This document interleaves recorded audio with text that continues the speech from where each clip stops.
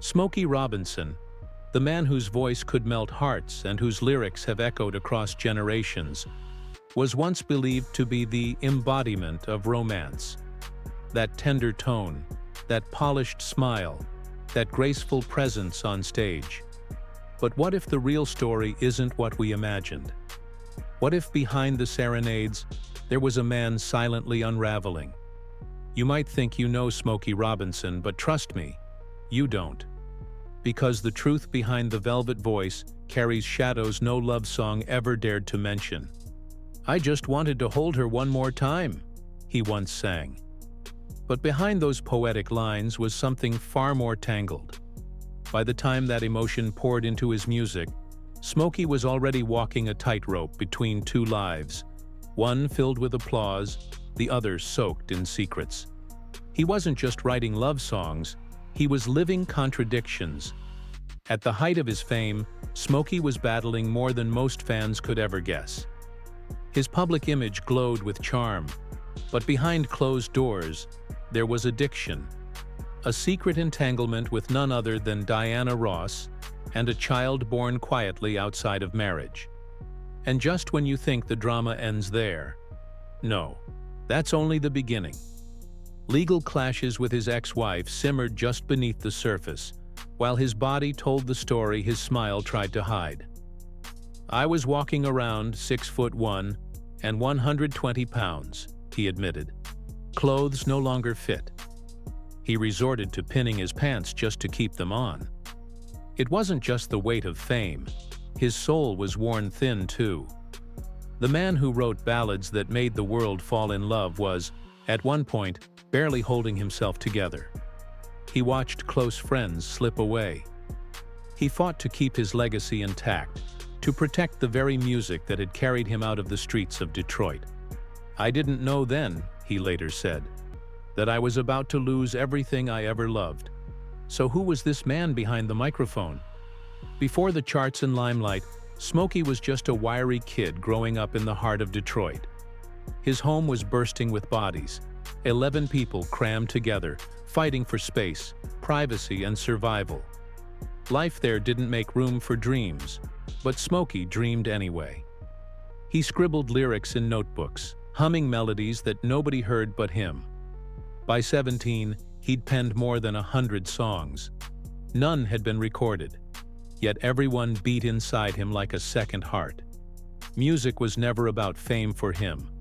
It was about escaping the hunger, the noise, the pain.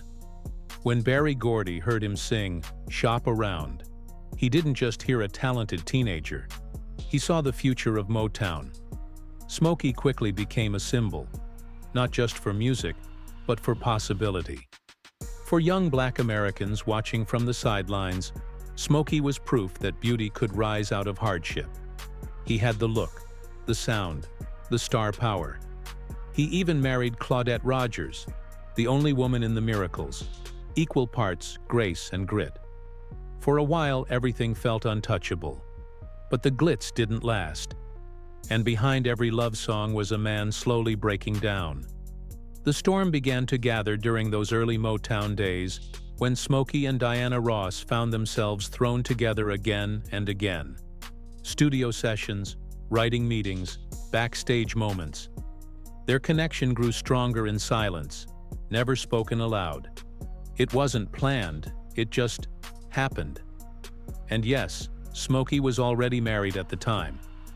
The line between professional and personal blurred, slowly, like smoke curling under a door. Claudette had stepped back from performing to raise their children, while Smokey kept touring and recording.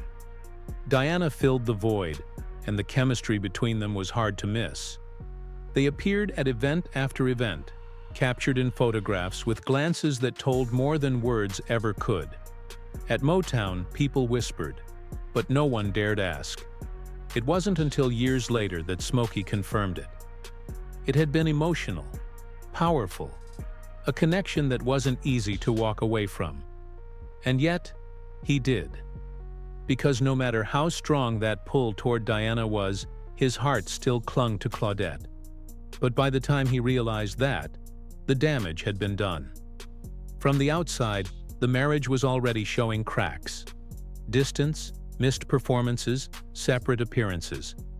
Photos from the late 70s reveal a lonely truth. Smokey stood alone, while Claudette, once always by his side, had quietly disappeared from the spotlight. In interviews decades later, he didn't deny it. The relationship with Diana had happened. It wasn't gossip. It wasn't hearsay. It was real, and it was costly. Their marriage, Smokey and Claudette's, had always faced strain. But this was the breaking point. By 1986, it collapsed entirely. A once legendary love story had crumbled into legal papers and long silences. The echoes of that affair with Diana Ross didn't just leave emotional bruises. It changed the rhythm of Smokey's entire life. And then came a revelation even more unexpected. While still legally married, Smokey had begun seeing someone outside of the music world. A quieter relationship, far from the flashing cameras and studio lights. That relationship brought a son into his life.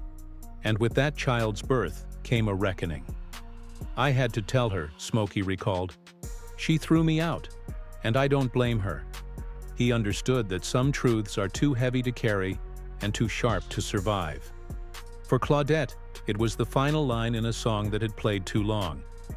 As Smokey kept touring and singing to sold-out crowds, his personal world was in freefall. But still, he sang. Still, he smiled. Because that's what legends do. They perform through the storm. And maybe that's why his voice still moves us. Because behind every lyric is a man who's lived through what we only imagine. It all started with a warning, a quiet but chilling ultimatum that stuck with Smokey Robinson for decades. Claudette had laid down her terms long before the fame, the money, and the betrayals. No disease, no children outside their union. But love in the limelight rarely follows the rules. And when the secret Smokey had been hiding came to light, a child born from another relationship, the fragile threads of their decades-long marriage snapped. Claudette didn't just walk away.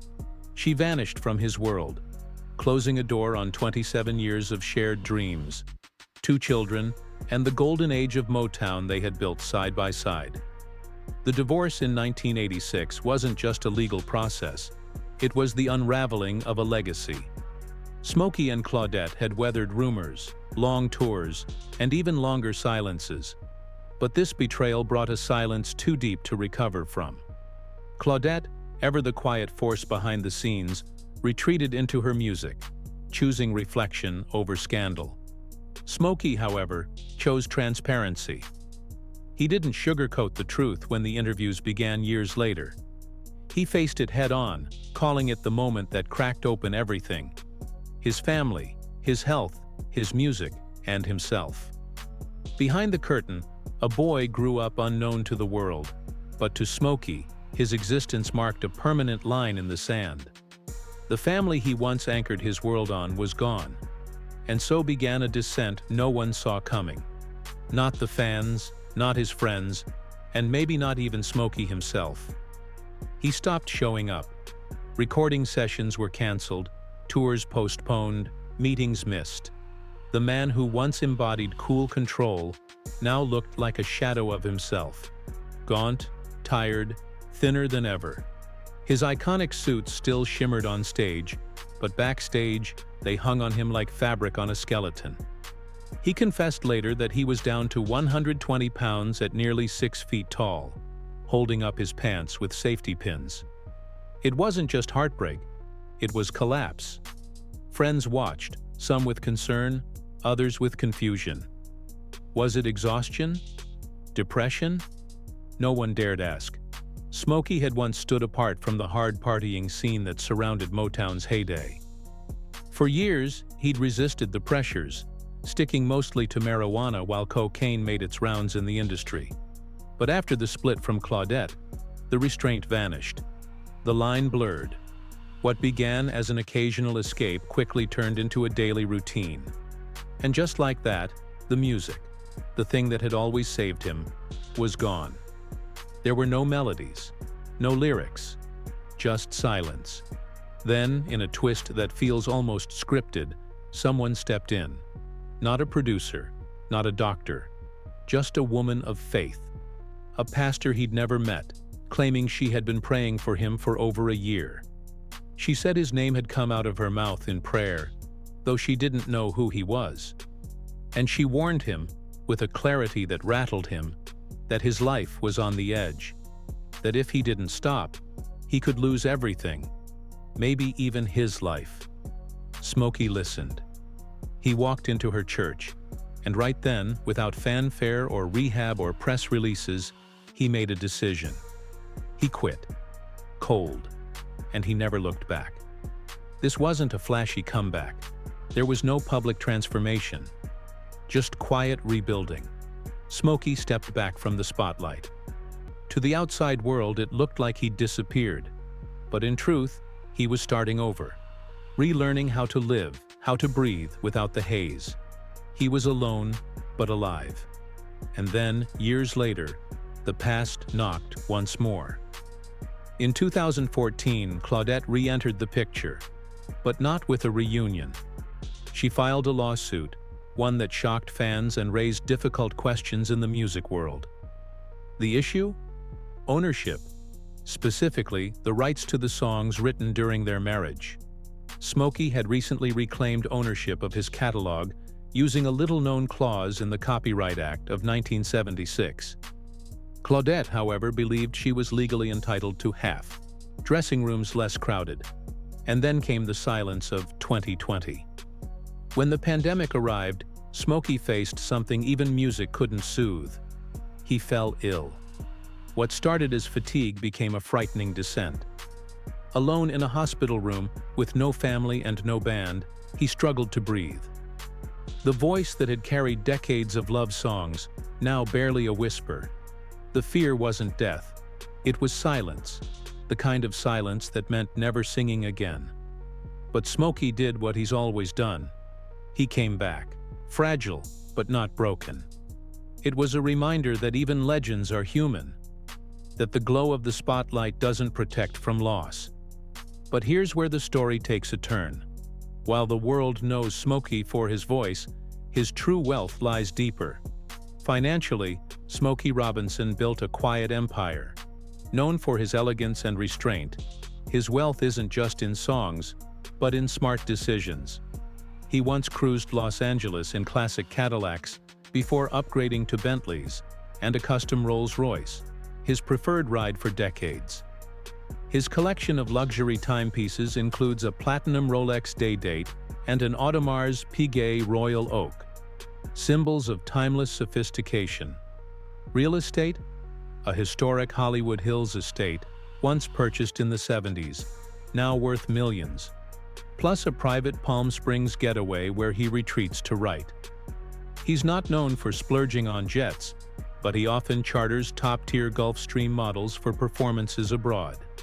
Beyond music, Smokey has stakes in publishing, fragrance lines, and even a successful chain of food products branded under his name.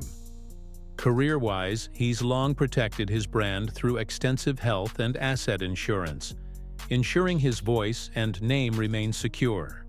His biggest lesson? Stay in control of your catalog, invest quietly, and let your work outlive the noise. And still, the questions linger. What does it mean to have it all, but lose so many?